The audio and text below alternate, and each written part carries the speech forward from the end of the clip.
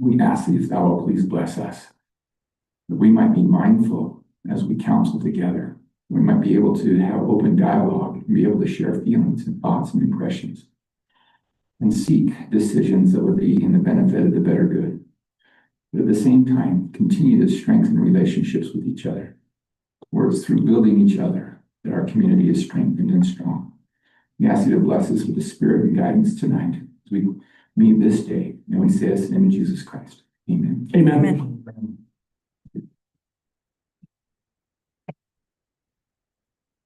Please repeat the pledge with me. I pledge allegiance to the flag of the States of America and to the republic which stands one nation under God, indivisible, with liberty and justice. Thank you. Candace, do you have any public comment? Thank you. We'll move on to item 1, presentations. Ephraim City Proclamation 25-02. A proclamation honoring Amy Jorgensen for her service to the Ephraim community.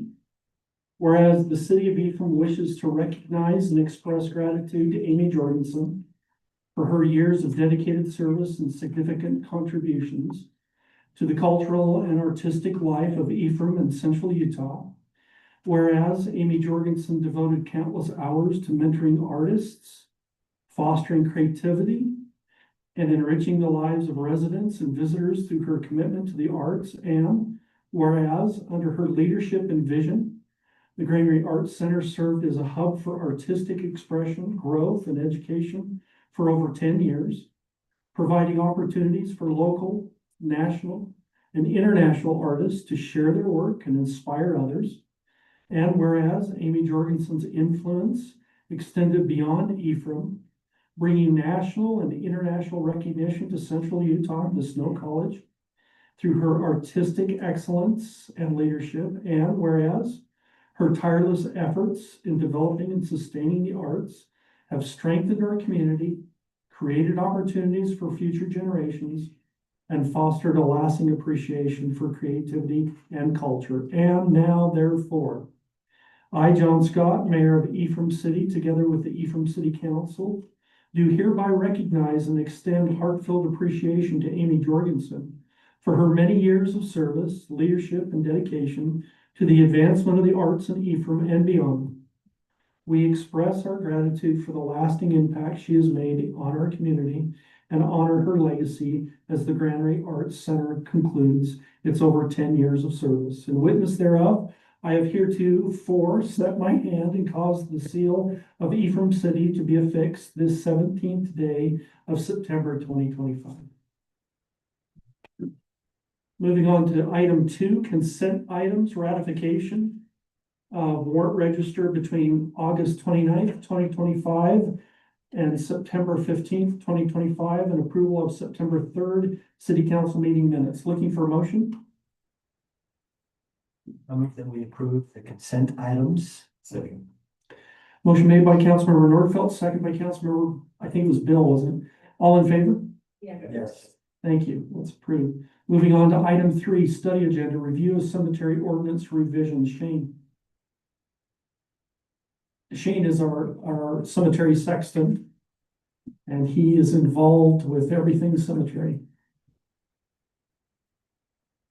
Among other things. Yes. So what am I doing? I'm going through these.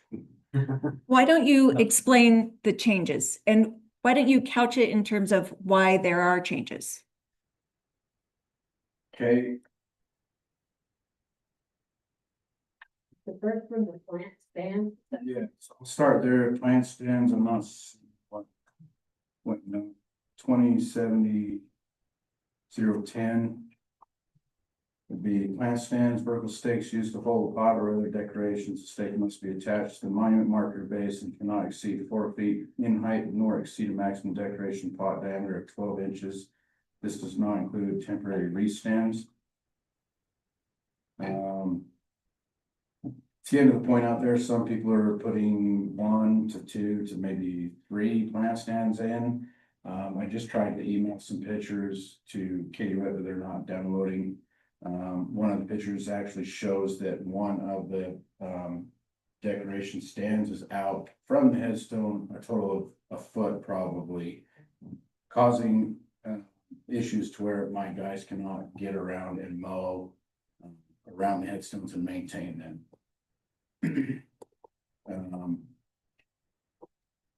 Next one, the 7/20/020, be number 6, regulation of decorations for newly interned graves and Post Mill Road Day cleanup. Decorations for newly interred graves, persons may place decorations including but not limited to fresh flowers or wreaths on a newly interred grave for a period of 7 days following the date of interment. After this 7-day period, all decorations must be removed by the responsible party to maintain the appearance and safety of the cemetery. The cemetery management reserves the right to remove any decoration maintaining after the 7th day. Not everybody comes out and cleans up their own flowers. We've done it on our own. Just as soon as they start wilting dead, we take care of them. Number 2, Post Memorial Day cleanup. All decorations placed in the cemetery in observance of Memorial Day must be removed by the Monday immediately following Memorial Day. Cemetery management shall conduct a general cleanup of all remaining decorations on this day to ensure the cemetery remains orderly and well maintained. So the Memorial Day is actually on a Monday, Yes, usually, so the following Monday. that is correct. We need to change the banner that we have out there to kind of let them know a better time. It can't really put a date. We gotta put like the following Monday of, of Memorial Day. This year we did have an issue of like taking stuff down, we said like a Tuesday or something, and it became like Monday is when my guys start mowing the cemetery, Monday, Tuesday, and done by Wednesday. And so we did start a little bit early, so some people were a little upset, so we just need to change that banner on that.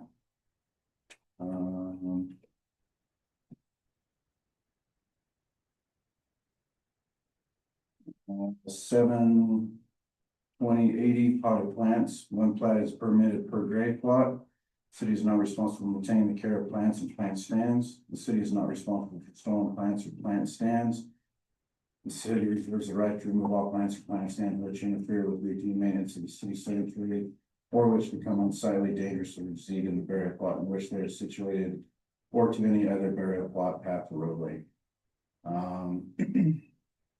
We do have a couple out there that have, they'll have a shepherd's hook, but that shepherd's hook will have 2 places for 2 pots.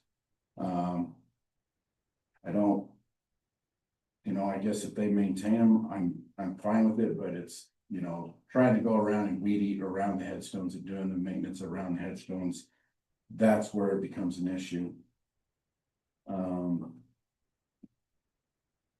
Prohibited items, the following items are not permitted on decorations in the cemetery at any time. Glass, ceramic, solar lights, or enclosures. These items may pose safety hazards or maintenance issues and will be removed by cemetery management if placed. The glass, the ceramic, those are like serious issues, because when we go to weed eat and whatnot, if the weed eater ends up hitting those, most of them are filled with gravel or some type of material that, when we hit the glass or the ceramic, it ends up breaking, or there are ceramic of like Jesus's and like elephants or whatever the case, we end up breaking them. I don't want to be the one responsible for the damage of somebody else's property that they put out there. And then we've got to get it cleaned up and whatnot. The solar lights, I think they're cool looking at night and whatnot, but it also becomes an issue too of doing the weed eating around the headstones, or some of the pictures I did send also. Some of the graves have 4 to 6 solar lights sitting out, 1 on each corner, or whatever the case. Same issue. Go to weed eat, can't like pull this, pull the solar light out, weed eat, and then put it back. It's just gonna cause too much time on our hands to maintain that. Removal of items permitted. The city reserves the right to remove any object which interferes with routine maintenance of the cemetery, which is unsightly or dangerous. Can't really think of anything at the moment on that part, other than like the glass, the ceramic. Permanent planting of trees and shrubs, and flowers are not permitted within the cemetery.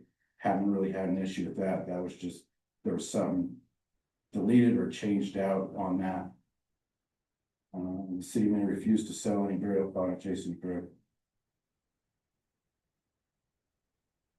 Then the city reserves the right to remove any planted tree, shrub, or flower. Ordinance 17-221/2017. Haven't really had an issue with plants being planted there. That's it. Yep. Any questions? Shane, one comment that I have is that through Ephraim City's social media platforms, through our YouTube channel, we need to communicate this to our residents. Right. Especially the changes. And then when it comes to next Memorial Day, probably starting in April, we need to communicate, okay, here's when we're gonna clean up. That Monday, whatever you decide. But communication is gonna be a big thing with this. Right, and I've mentioned it before, I think I might have said something this year, I don't know if it just didn't get brought up in like the monthly newsletter. About starting ahead and doing that, because, yeah. We're telling them the month before, it's just not gonna work. Yeah. Any other questions? Shane, explain the difference between the cement pad where the tombstone is and then the grass and the areas you're talking about. Are you talking about these areas on the cement that were next to the tombstones, or are you just talking about the things in the grass around the tombstones? And that's the hard part there is, so you consider that the base, and then you have the actual headstone sitting on the base. Some bases actually have flower pots already built in them. Some a lot of those headstones are already established to where they don't have those. Now, that's where it gets tricky of, okay, those that don't have the flower base can't put it in, do you tell them drill a hole, to put your shepherd's hook, or drill a hole to put your fake flowers in or whatever? Nobody's gonna wanna drill a hole in their base. So, I mean, they can still put it around, I guess, if, at the base of the grass at the grass and the base of the base there. But that's where, coming along to weed eat and whatnot, it's just, Not gonna get done. it's not gonna get done. So it's, since Memorial, I've just had my guys just bypass those headstones, weed eat. They can maintain it themselves then. Because there's some out there where they, you've got the base of their cemetery or their headstone, and there'll be so many fake flowers around the whole thing, you just can't do anything. Weed eater catches a fake flower, it's gone. Toast. So. I kind of think it's better to stay with what the. Oh, yeah, what we are listing as. The rules and regulations. I think we should just stick with the rules and regulations. We start saying, yeah, you can put it a little bit on the side if you want to, but then they will. And it's not that anyone wants to do it to cause problems. They're just trying to, something that they feel enhances where their loved one is, but they don't see the extra time and effort that it causes. Some of them are turning into shrines up there. Right. So much stuff, and it adds more, like the wind blows through, it adds more to clean up with the flowers or whatever the case.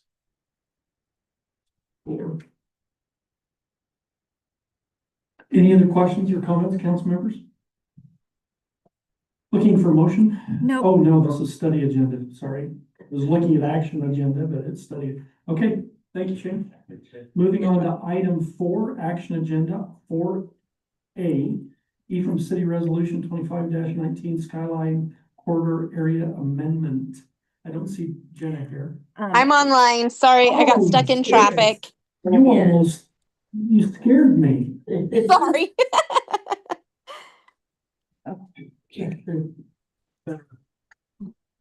You have her on. I don't know where the sound is coming It's from again. From mine. Okay, Go ahead, Jenna. What was that? Go ahead. Oh, go ahead. just presenting the resolution that was discussed in the last meeting, adding 2 separate parcels that are currently owned by the Ephraim Crossing or the Camino Verde individuals that they would like included in their development so that they can put it in the PID. And it was 4 parcels, Oh, 4 parcels. Sorry, Mike. Thank you. 2 on the southeast and 2 on the northwest. 2 different areas, 4 different parcels. That's right.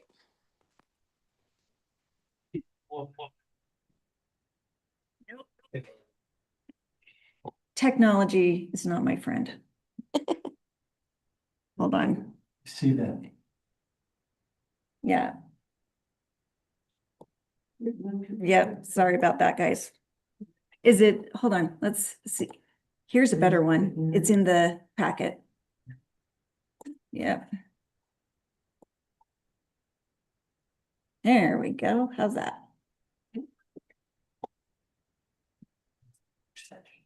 Yep.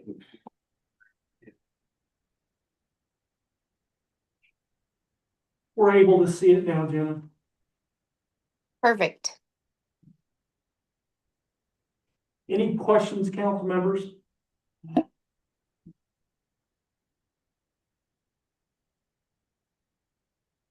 Brian, or Megan, do you have any comments on?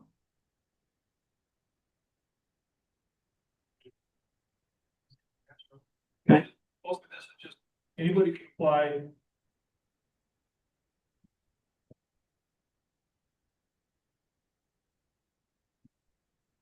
So this is the original designated area of eligible properties for the Skyline Corridor. Anybody can apply to add to that designation.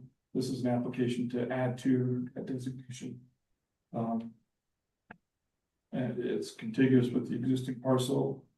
It's an area slated for future development. Currently vacant land. So. Okay, we talked about it in the study, when we were studying it, they just inadvertently got left off the original, I think is the issue. If you'll pull that one. Any other questions, comments, council members? I don't think so. Looking for motion? I'll make a motion that we approve Ephraim City Resolution 25-19 Skyline Corridor Area Amendment. Motion made by Councilmember Anderson, Second. second by Councilmember Bill. All in favor? Yes. Yes. Okay, approves unanimously. Item B, Camino Verde Group Rezone. Megan. All right, a few months ago, they requested a general plan amendment to be able to rezone this area to C2, which is a general commercial zone, so it allows businesses and anything from R4 high density residential to single family homes. This is in line with the general plan since we did approve that to go to C2. This is also to help with the master plan that they've presented so that those developments can come to fruition because none of those things can be built in an industrial zone. So, any questions? Oh, P and Z did vote yes unanimously. This, can the R1B zone be put in C2? Can be an overlay still in C2?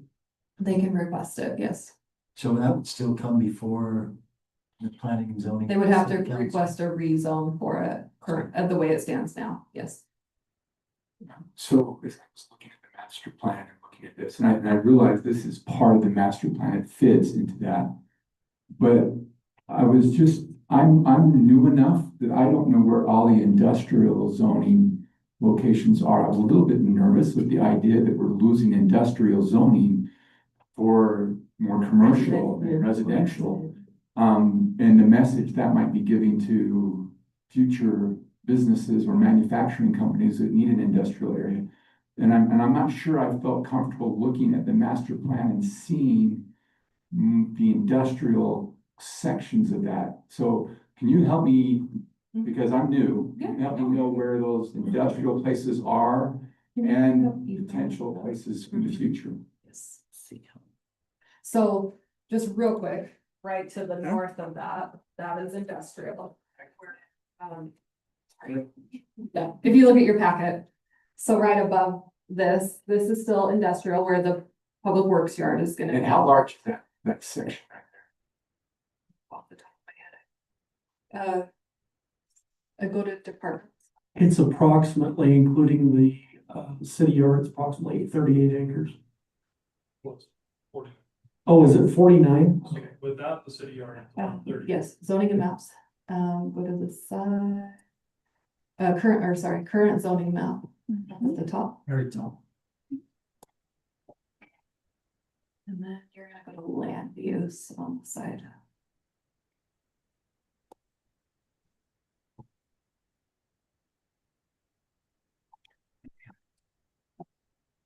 So Tree. it's the gray area. Sorry, to your left. Go. And that's the section we're talking about turning to commercial, right? So be down lower there. Yeah. This one. And that fits the master plan. And that section above it then is the 49 acres that we're talking about, the city public works yard there. Yeah, can I help you get your bearings a little? Yeah, thank you. Okay, so. Are you able to share the screen with YouTube? Just 1 minute. We're just showing something. So this yellow here is the existing homes that are in on 400 South. So 400 South, 200 West coming in here. The R1B directly behind that just barely got paved. New development going in. This area in question is primarily this spot. So this is the city-owned yard for the public works yard is going. That stays industrial. That total, including the public works yard, approximately 49 acres. So compare city block 1, 2, 3, 4. You can see the acreage in there. This is the part that was previously changed. For the general plan, went to C2 commercial. This is just a request to match now the future planning that was approved a couple months ago. So this is area, the master plan for Ephraim Crossing that is within this area includes commercial, industrial, residential, different versions of residential in this area that they're looking at. So the C2 zone allows all of that to happen for the future plan, right? All of those uses could go forward under that C2 designation. We still retain this industrial. Soap Creek just barely came in and zoned the rest of their property industrial. So that is 20 acres that stays industrial right here in the corner. How much industrial is left if this passes? You still got at least the 40 acres and the future zone. And in the future is C2 and industrial. If you were to zoom out a little bit on that future. And those spots up just up to the north, that's also in gray. That's also in the industrial zone. Pull that bar over so they can see both. All the gray areas in the future towards the airport designated as industrial in the future. So Brian, how much of that is inside the city limits and how much of that is in the county? You can see the existing city limits in the dash line. So the industrial that you're looking at there then is future potential that's in county. In the county. Inside the city. As the city grows, yeah. in the planning and zoning, they mentioned that they're doing this kind of at our request to, instead of coming back For each parcel, Right. piece by piece and doing it. That they're doing this and kind of hoping to be one done, but right, I think they will then still need to come back for some of those R1B. yes, If they have, which I know they have in their plan. right, still yes. Some future things. Yeah, they would have to request that for some of their future things that they would like to do. So we will have the ability to approve or not approve that. Yes. Mhm. So Megan, looking at the current zoning, yeah, towards the future, industrial, we have who owns those property pieces that are there? And they're like agriculture now, right? Is that what it is, R2? So we're looking at, I think, all right, I mean, yeah, agriculture. This is one that was just recently approved as RA, that's the Thompson piece. Right. This one, I believe, is owned by Camino Verde. Don't touch that. I'm not sure on this one. I think they own some of that. I thought it was Larson Farms, North of but that is multiple, there's multiple parcels in there north of the one. So once again, I'm naive, so help me learn, and I'm appreciative of this. So when you look at the future land plan and you look at the current zoning plan, those spots that we would love to see industrial are determined partially by the landowners, is it not? They determine whether that is going to become to fruition or whether that stays agriculture right now, the way it's zoned, right?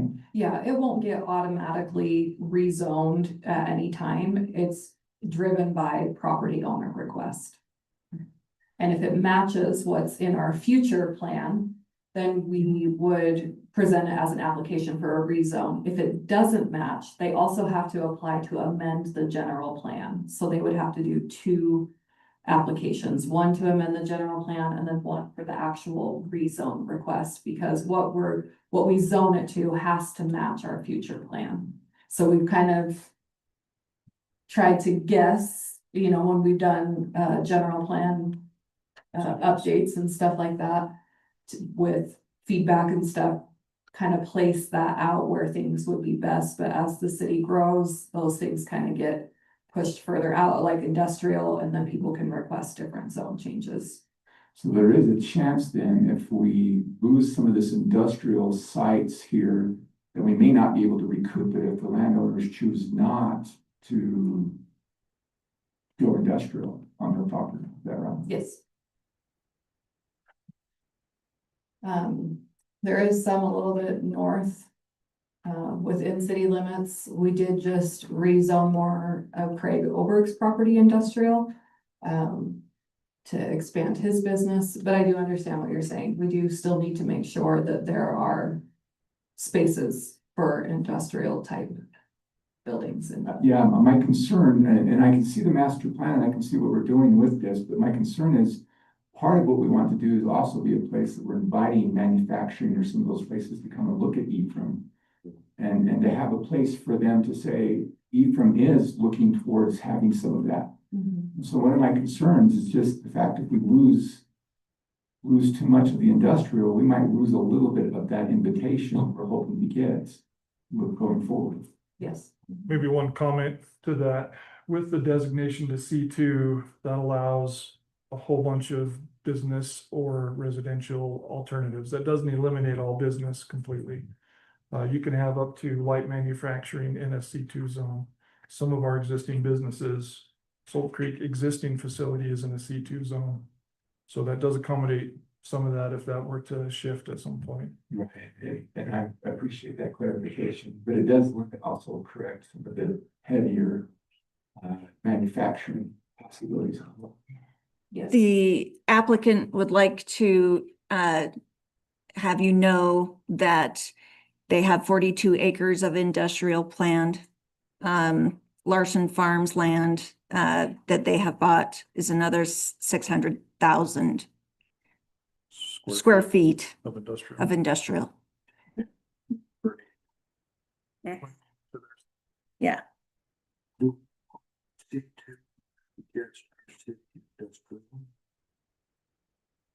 Question. So generally, C2 is a pretty good buffer between industrial and residential. That's something that we deliberately have chosen to do in the past, or kind of buffer steps, step up and step down. So Brian, let me make sure that this is not approving anything here. This is just changing a zone, but we will have further ability to approve changes like a step type of feature against industrial. It won't just be homes that will be next to industrial. We'll still have a say as to what happens in those other areas. Is that correct? So maybe just backing up a little bit here. The way that this has progressed over the last 6 years, we have had all kinds of meetings and things like that, identifying a future plan. This is trying to accommodate that future plan that has already been discussed many, many times.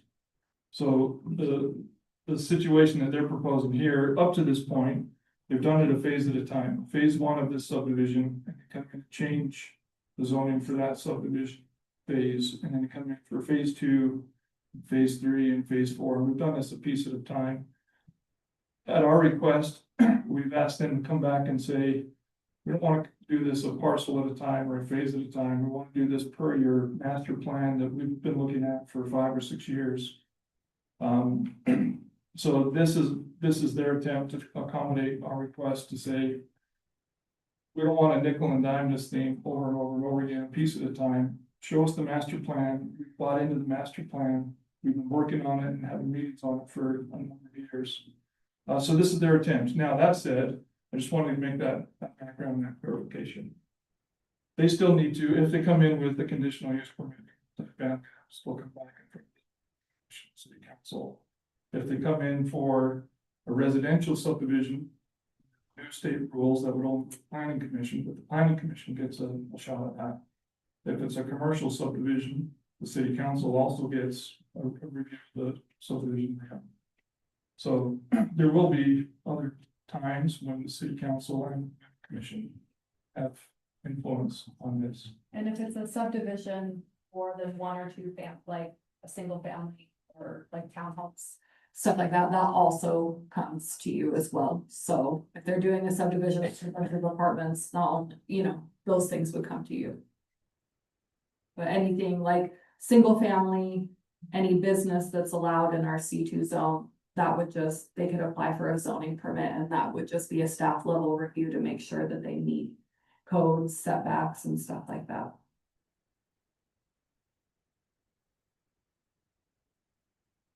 Okay, any other questions, council? Looking for motion?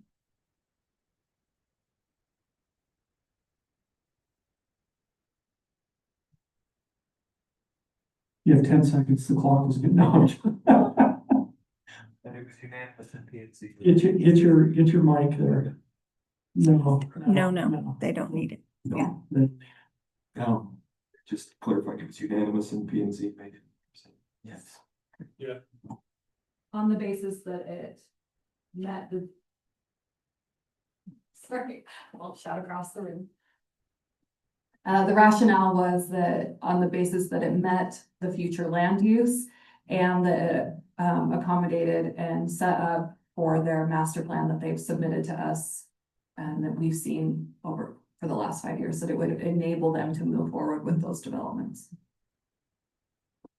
I move that we approve the rezone requested by the Camille Berry Group to C2.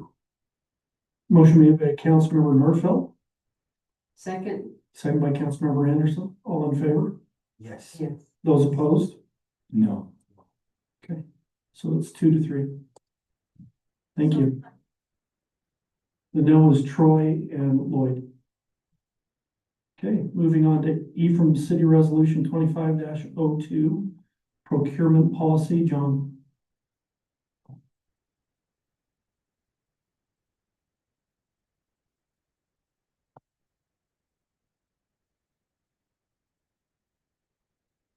All right, this is pretty much the same that we talked about last time, study session.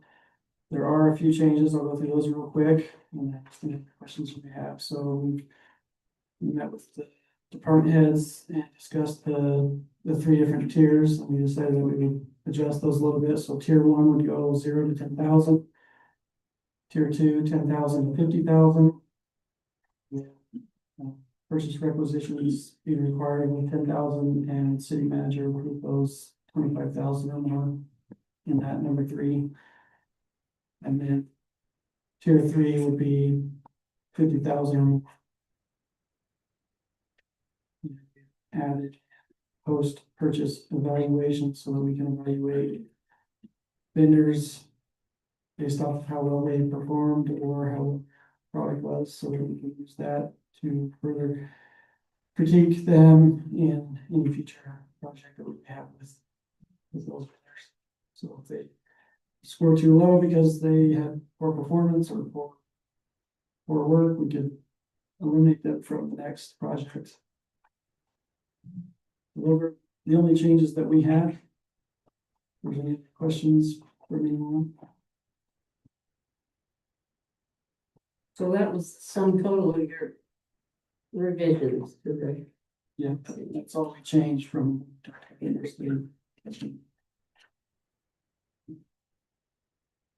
Those are the revisions we requested, right? Our last meeting, when we talked about the study. I don't remember requests at that study session. We did meet with department heads and that's it. And that's where these came from. We felt they were a little bit low, just with the cost of everything. You can easily get Right. 5,000. We could have approvals all day long for some of the standard stuff that we're buying. Any other questions, council members? Looking for motion. A motion that we approve from State Resolution 25-20 procurement policy.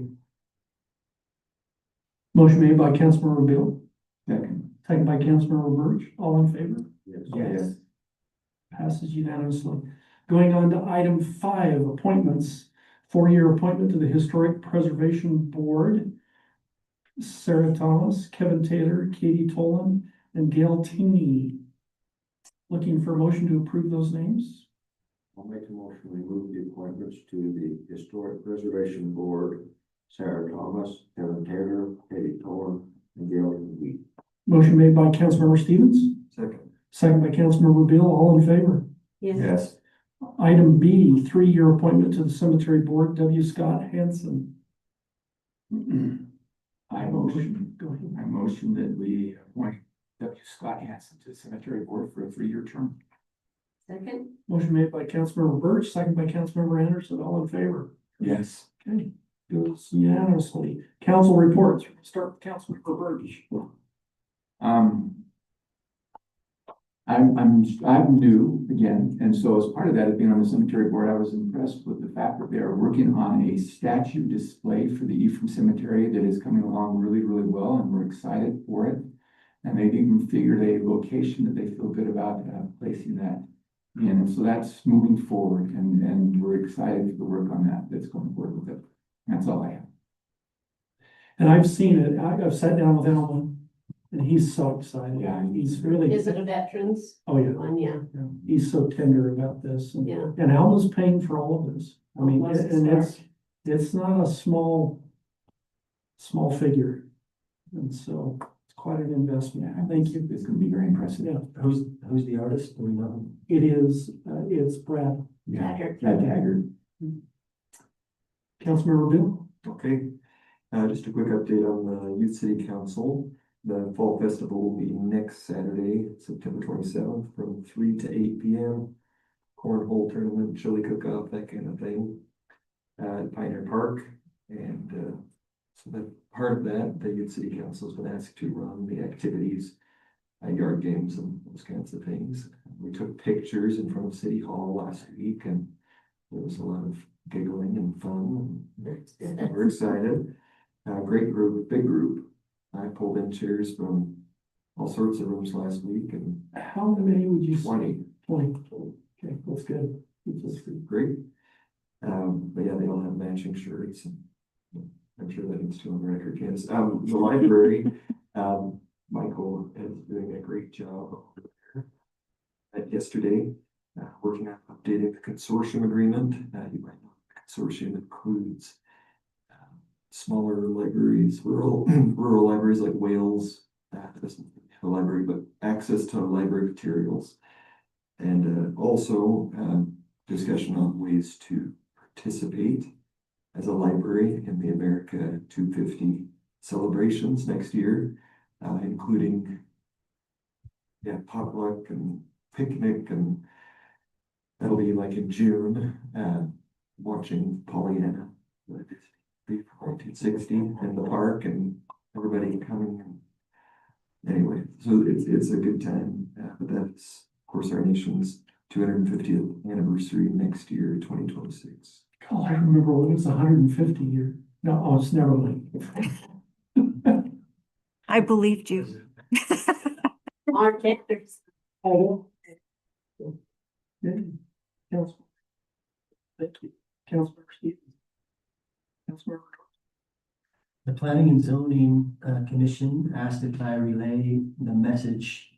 They had quite a discussion. Several of them were here for the presentation on the bike trail, and wanted me to make sure that I passed the word that they are all unanimously in favor of a bike trail. The route, they're not unanimous on, but they're excited about that. We are in need of Scandinavian Festival board members. We've put out feelers, we've asked lots of folks, and haven't filled the needed board member slots. So I'm giving you all an assignment to enlist one Scandinavian Festival board member. Do they have to have a long beard? No. They don't have to be of Scandinavian descent. Okay. And Amanda says, if you don't find one, it's you. That So, was my next.